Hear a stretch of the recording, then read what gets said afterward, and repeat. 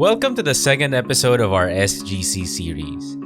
In the previous video, we learned about the general purpose of the School Governance Council or SGC.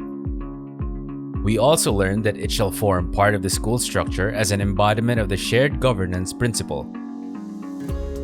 In this video, we will learn about SGC's composition and structure and how we will organize and establish the council. The SGC, put simply, is composed of internal and external stakeholders of the school. The SGC structure consists of the designated and elected co-chairpersons, the elected secretary, and the council members, voting and non-voting. The two chairpersons, one designated from internal stakeholders and one elected from external stakeholders, share leadership of the SGC. Now for the exciting part. How do we form the SGC? First, the school head will identify 4 ex officio members. These are the designated co-chairperson and representatives from the student government, the parent-teacher association, and the school faculty. Second, the ex officio members will decide how many members the SGC will have, considering the type and size of the school. The number could be anywhere between 7 and 15, including the 4 ex officio members. Then, the ex officio members will determine the council members or those who will comprise the SGC. How is a council member selected? The council member could be a leader or representative from school committees, associations, or organizations. The council member could also come from the school's external stakeholders, or be a reputable member of the community or of organizations whose goals align with or support the school's goals. Schools located in ancestral domains or having learners who belong to indigenous cultural communities may select a representative through the customary ways of choosing one.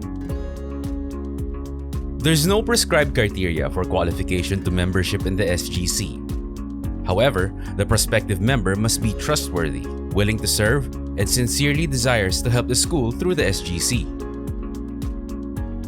Third, when its membership is complete, the voting members of the SGC will choose their elected co-chairpersons and secretary from among the council members through an election.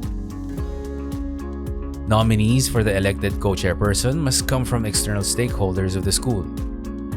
The designated co-chairperson shall be excluded from the nominations. The election will be called for by the school head, who will also lead the canvassing of votes. The election shall be held 6 weeks after the opening of classes at the latest. All SGC officers will serve in their positions for 3 school years. Likewise, all voting SGC members shall hold office for 3 school years. Fourth, the SGC may expand in the number of its members to strengthen partnerships with stakeholders of the school. However, any additional members beyond the 7 to 15 determined membership size of the SGC will be joining as non-voting members. The added non-voting SGC members could either be former council members who wish to extend their membership or new members selected by the incumbent voting council members.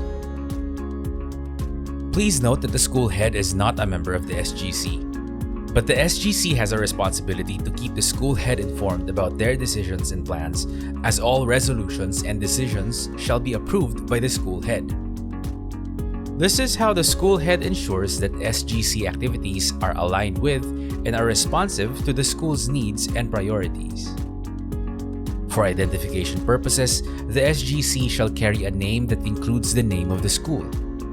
Examples are School Governance Council of Jose Rizal Elementary School or Jose Rizal Elementary School - School Governance Council. The heads of schools that already have an existing School Governance Council must convene its members to discuss alignment with the new policy. To recap, we learned through this video that the SGC starts with 4 ex officio members, including a designated co-chairperson, all chosen by the school head. The 4 ex officio members determine the total number of SGC members, anywhere from 7 to 15, including them.